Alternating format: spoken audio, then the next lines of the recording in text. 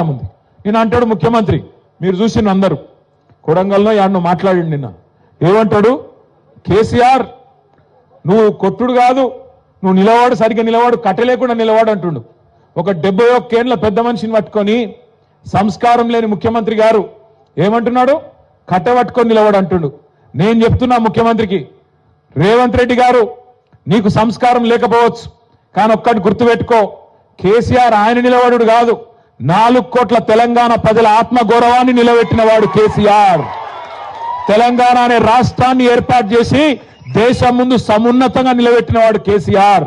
అందుకే మా చెల్లె రజని ఒక మాట అన్నది నిన్న, నాకు బాగా నచ్చింది. ఏమన్నా దొరికేనా, రేవంత్ కేసీఆర్ కట్ట లేకుండా నిలబడతాడు, కానీ నువ్వు కమిషన్ లేకుండా ప్రభుత్వాన్ని నడుపురా నాయన అని చెప్పింది.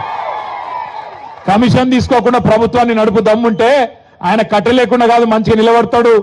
ఆయన కొడితే ఎట్లుంటుందో నువ్వు కాదు, నీ పాత గురువు గారిని అడుగు, చెప్తాడు కొడితే ఎట్లుంటుందో.